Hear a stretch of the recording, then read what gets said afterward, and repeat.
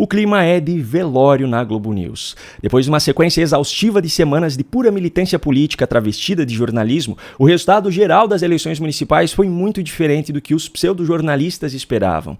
A emissora conseguiu, sim, manipular o resultado lá em Fortaleza, disseminando por todo o Brasil aquele recorte intencionalmente tirado de contexto para prejudicar o candidato André Fernandes e, assim, favorecer o petista Evandro Leitão, que mesmo tendo prometido em uma entrevista que seria um prefeito ausente, ainda assim venceu com uma diferença de pouco mais de 10 mil votos. Esse vídeo manipulado, por sinal, levou o deputado José Guimarães, do PT, que foi a origem da publicação, a ser obrigado a exibir o direito de resposta de André Fernandes, mas a Globo News, como já era de se esperar, permaneceu impune. Só que essa foi a exceção. Depois do péssimo resultado no primeiro turno, a esquerda brasileira teve que ver ainda nesse último domingo, no segundo turno, o PT ser derrotado em 3 das 4 capitais em que ainda estava na disputa: Cuiabá, Porto Alegre e Natal.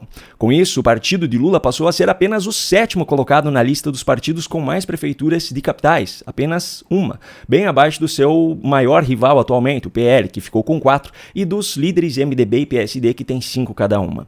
Considerando todos os municípios brasileiros, o resultado para o PT foi ainda pior, apenas 252 cidades, ficando em 9º lugar na lista de partidos. Seu principal rival, o PL, ficou em 5º lugar com 517 prefeitos e o líder passou a ser o PSD com 891. O PT também ficou em 9º lugar no ranking de partidos com mais vice-prefeitos e em 8º lugar em número de vereadores. Mas a maior derrota da esquerda e do PT ainda foi na maior e mais importante cidade do país, São Paulo, onde Guilherme Boulos, do PSOL, que tinha a petista Marta Suplicy como vice, mesmo com mais de 80 milhões de reais de dinheiro público jogados no lixo com a sua campanha, ainda assim perdeu de lavada para o seu adversário, Ricardo Nunes. Diante dos fatos, o clima de luto ficou escancarado no rosto dos pseudojornalistas da Globo News. É preciso você não renovar apenas as lideranças, mas também achar uma mensagem. Não é apenas trocar, por exemplo, a SECOM. Quem comunica é o presidente Lula. Qual é a mensagem? Porque as ideias não estão convencendo os eleitores. É como se o programa do partido tivesse, e aí são palavras da fonte, tivessem cansado o eleitorado, a sociedade brasileira. A esquerda tem que fazer uma análise profunda. E talvez não pode ficar correndo atrás das coisas muito superficiais sobre o que exatamente aconteceu. Porque é uma direita que está fortalecida, uma direita que está organizada e uma direita que está ampliada, tem muitas opções.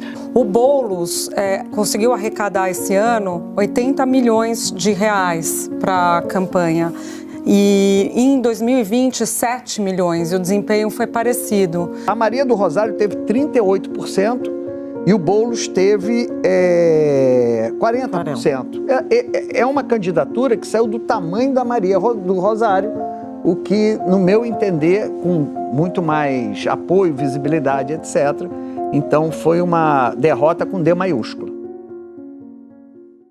Só que nesse segundo turno de eleições municipais, teve uma cidade onde ninguém ganhou. E essa cidade foi justamente São Paulo. Me permita explicar melhor essa história para você.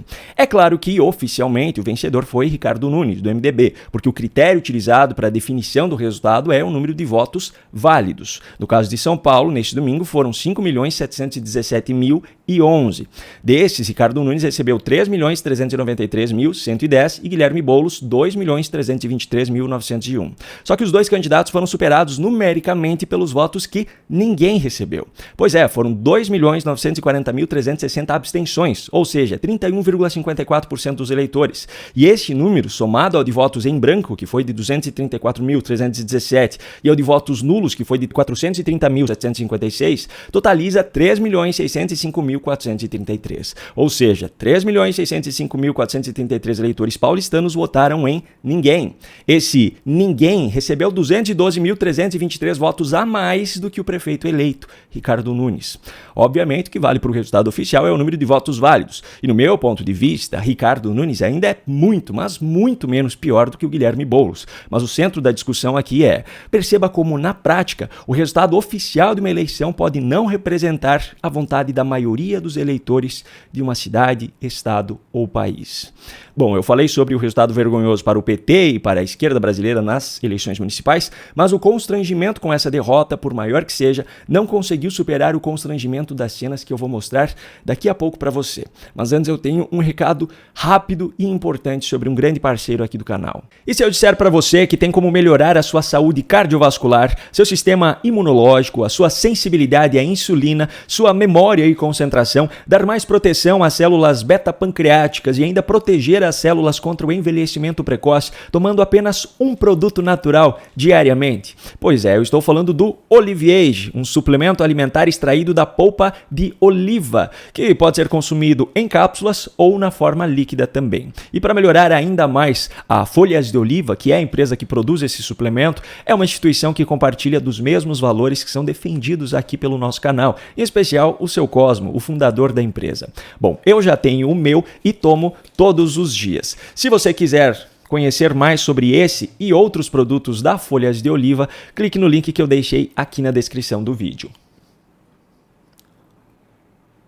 Muito bem, como eu falei anteriormente, o resultado das eleições municipais de 2024 para o PT e para a esquerda brasileira foi vergonhoso. Mas essa vergonha só não foi maior do que as cenas constrangedoras da multidão que foi comemorar o aniversário de Lula neste domingo em frente ao Palácio da Alvorada. 2, 3 e...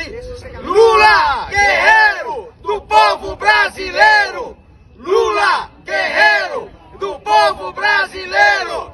Parabéns a você nessa data querida! Muitas felicidades, muitos anos de vida!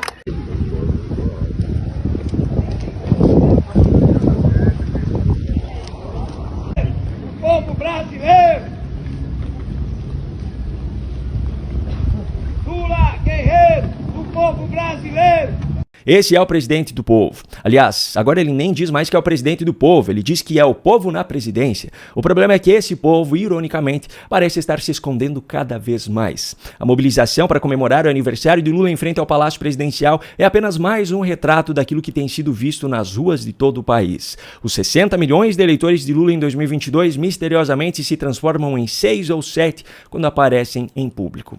O presidente que voltou para salvar o Brasil, prometendo fazer novamente aquilo que nunca fez, trazendo a pacificação do país como promessa em meio aos seus discursos carregados de ódio e de vingança, prometendo combater a desigualdade, a fome e a pobreza, enquanto prioriza, na prática, a compra de novos aviões presidenciais, reformas e substituições dos móveis nas residências oficiais, entre outras regalias, não consegue chegar nem perto de formar maioria nas prefeituras e câmaras de vereadores, apenas 2 anos após o seu retorno. Aliás, a expressão formar maioria chega a ser até ofensiva quando comparada aos resultados. 9º colocado entre os partidos com mais prefeitos, 7º colocado entre os partidos com mais prefeituras de capitais, 7º colocado entre os partidos com mais eleitores governados, 9º colocado na lista de partidos com mais prefeitos dentre as 103 cidades com mais de 200 mil habitantes, 9º lugar na lista de partidos com mais vice-prefeitos e 8º lugar na lista de partidos com maior número de vereadores. Essa foi a realidade do PT em 2024. O partido que recebeu mais de 60 milhões de votos no segundo turno da eleição presidencial de 2022, recebeu em 2024, no primeiro turno, quando todos ainda estavam na disputa, apenas 8,9 milhões de votos para prefeito e 6,7 milhões de votos para vereador. Cadê o resto desses eleitores? Bom, para essa pergunta, que cada vez mais se faz presente no dia a dia dos brasileiros, as autoridades responsáveis terão de aprender com os subordinados de Alexandre de Moraes a usar a mesma criatividade que fizeram uso para encontrar provas em seus inquéritos, para criar agora novas desculpas, pois as existentes até então estão cada vez mais sem sentido. Um grande abraço e até a próxima.